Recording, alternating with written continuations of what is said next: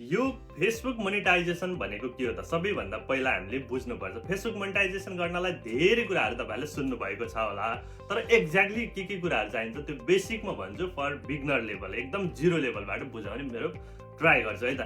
सबैभन्दा पहिला चाहिँ हामीले फेसबुक आइडी तपाईँले चलाइरहेको आइडीलाई चाहिँ प्रोफेसनल ड्यासबोर्डमा राख्नु होला। यानि कि त्यसको मतलब भनेको चाहिँ फलो र फलोइङ अप्सनको आउनु पर्यो। जसरी इन्स्टाग्राममा आउँछ त्यस्तै गरी आउनु पर्यो र फलो गर्ने अप्सन जस्तो टिकटकमा पनि हुन्छ, फलो गर्ने अप्सन तपाईँको फेसबुकमा हुन जरुरी छ। फर्स्ट पहिलो स्टेप है।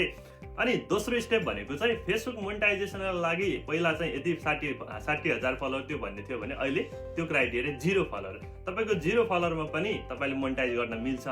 तर त्यसका लागि तपाईँले पहिला कन्टेन्ट मोनेटाइजेसन अप्लाई गर्नुहोस्। कन्टेन्ट मोनेटाइजेसन भनेको चाहिँ तपाईँको भिडियो अनुसारले पेमेन्ट आउँछ। तपाईँले भिडियो बनाएर हाल्नुभयो त्यसमा पैसा आउँछ। र सबैभन्दा अब यो मोनेटाइजेसनको के कुरा चाहिन्छ हामीले आफै अप्लाई गर्न सकिन्छ। अप्लाई गरिसकेपछि फेसबुकले तपाईँहरूलाई आफै रिक्वेस्ट पठाउँछ है त। यो कुराहरू ध्यान दिनु होला। र यस्तै जानकारीमूलक भिडियोको लागि भने मलाई के गर्नु पर्यो त, तपाईँले फलो गर्नु पर्यो। हेर्नु सिकाउने गाई सिमास। जय नेपाल।